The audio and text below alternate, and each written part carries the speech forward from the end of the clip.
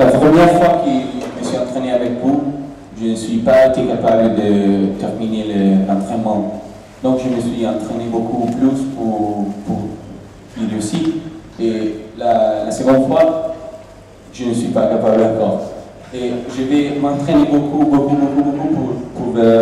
réussir. Mais toutefois, vous êtes un peu plus fort, un peu plus avec des exercices qui me fait fatiguer beaucoup. Donc, combien je dois pousser encore? Je dois arriver à faire 1000 press-ups. Je dois m'entraîner 3 heures, 4 heures, 5 heures, 6 heures. Je dois arriver à un point où je m'arrête et je dis ok, je peux continuer sur ce niveau. Je ne peux pas pousser toutefois toujours un petit peu.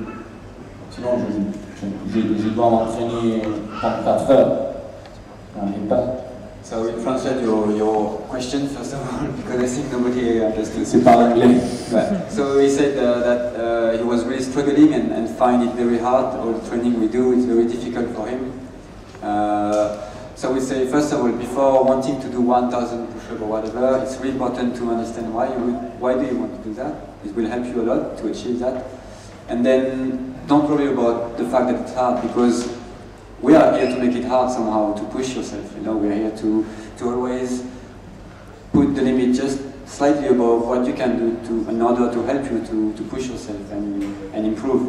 So that's part of the game as well. I mean, we're here to help, so we have to make it hard. If it's too easy, you won't learn that much. So no worries about that. That's kind of part of it's one of the points of the classes.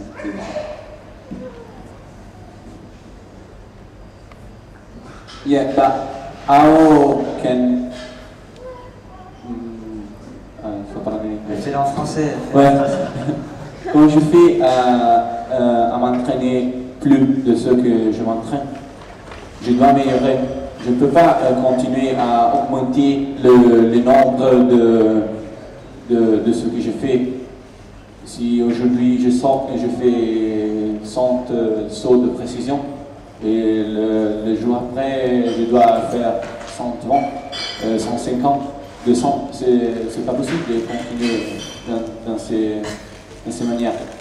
Il y aura un méthode, un point qui change.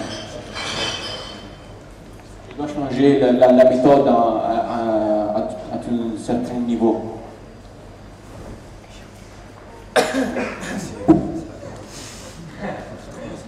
C'est difficile. It's just I'm not sure to understand what you're saying. But anyway, I mean, you seems to be very numbers really matters to you, and be relaxed about the numbers. You know, I mean, you don't have to push yourself. C'était pour un exemple. Je ne vais pas compter le nombre de sauts que j'ai fait, mais aussi, la première fois j'ai vu que le niveau c'était ça, et moi... Okay, but this is a common question we have, and okay, I will tell it to everybody here. It takes time and a lot of work. That's something you really have to understand. I mean, everything you see that looks nice requires work and a lot of effort behind that. So don't worry if you can't do those things straight away. It took a long time, and those guys have been training for 20 years. And it doesn't matter for me, it doesn't matter what you do in life. As soon as you want to create something good, it requires heart, love, and a lot of work and effort. So be relaxed. Seriously, just take your time, it will come. If you really want to do it, it will come. So, and the more you think about achieving something, you put pressure on you. And this pressure will slow down your improvement as well. So it takes time, I really understand it takes time. So that's the way it is, man.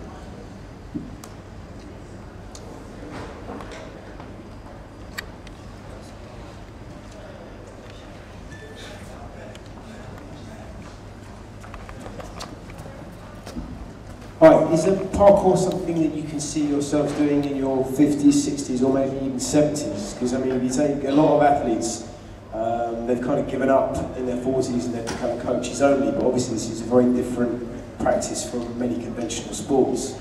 Yeah, that's really my question.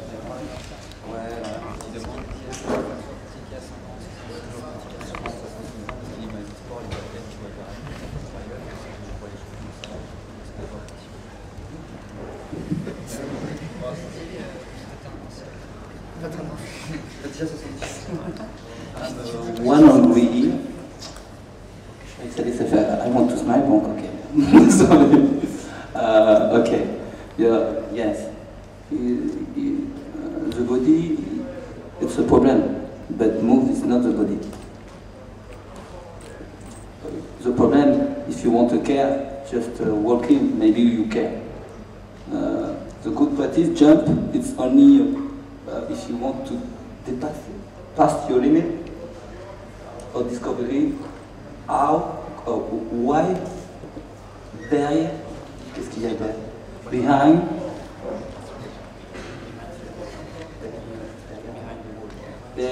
Behind the wall.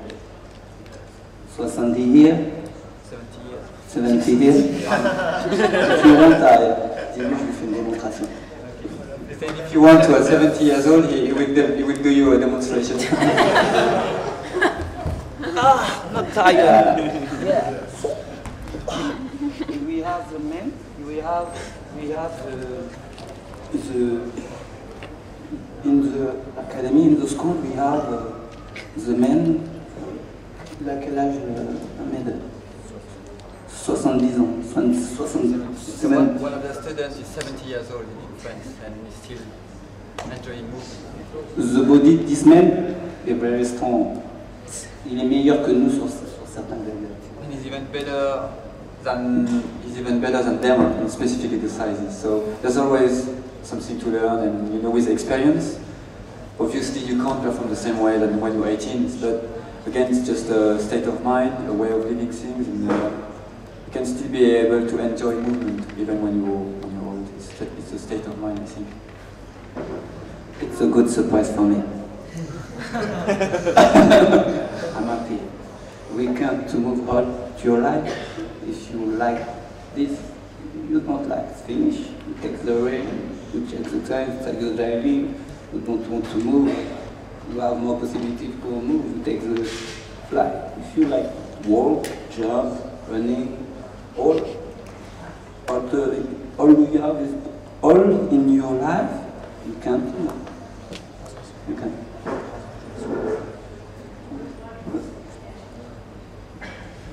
I think it's about emergency and about keeping the mind young, the body young.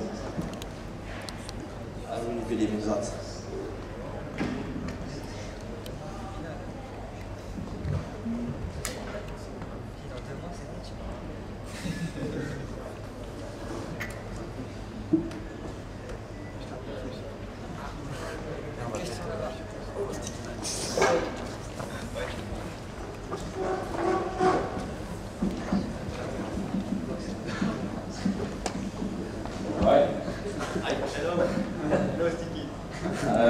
How does it affect you when does it affect you personally when you see people on the street training completely different to how you guys sort of perceive hardcore to be?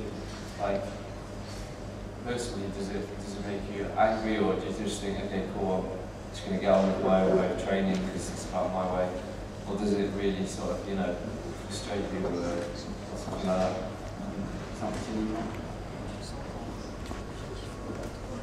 To all of you.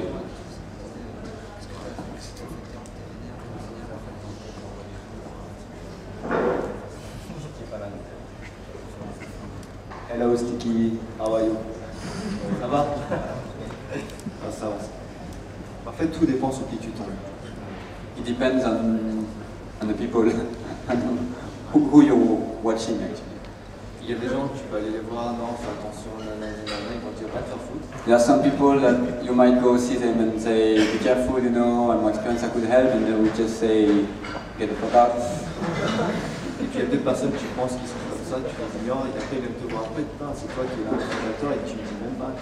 And then sometimes there are other people when you don't want to give them advice because you would think that he's gonna tell me to get away anyway. So you stand and you watch, and then you say, hey, your experience, and then you don't come to help me. So. Mais dans les deux cas, ça me fait quelque chose. Mais in both cases, either way, it touches you. En fait, c'est un peu bizarre comme sensation. Quand là, je suis encore jeune, j'avais 27 ans. Et par exemple, dès que j'entends que quelqu'un est tombé dans le monde, n'importe quoi, après ça me fait un truc dans le cœur. Tout le temps. So the one thing is sure for him is that it really affects him and touches him. And when he hears that anyone is injured in the world, doesn't matter where in the world, when he hears that someone get injured or fall or fell and get badly injured, it really affects him and touches him. Et en fait, tous les gens qui pratiquent, pour moi, c'est soit comme un frère, soit comme un cousin, ou soit comme des enfants. And so he sees every practitioner as a member of a family, as a friend or brother or cousin.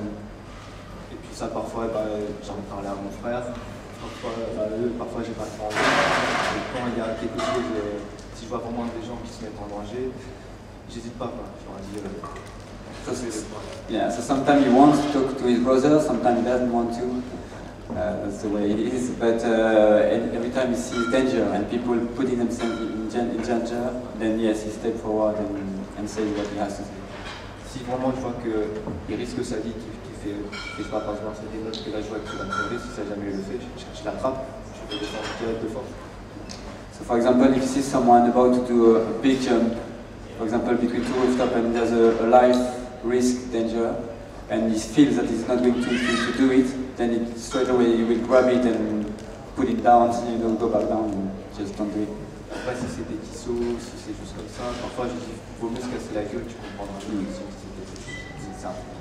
And then when it's just, when he sees some stuff, but it's only people practicing at a low level, sometimes he let it happen, because that's maybe sometimes the best way to learn.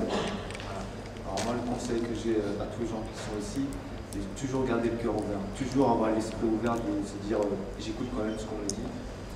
C'est pas forcément écouter vraiment mot à mot, mais qu'on se dit, ok, il y a quand même quelqu'un qui est venu, je regarde, je fais attention.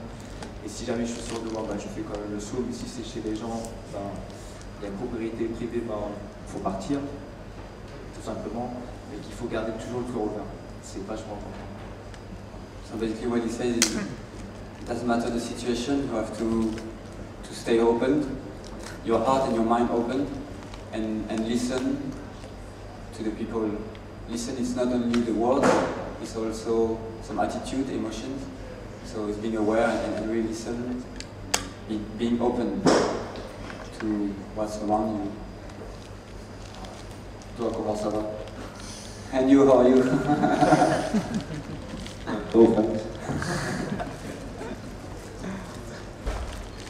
I think we'll go for our last question, maybe.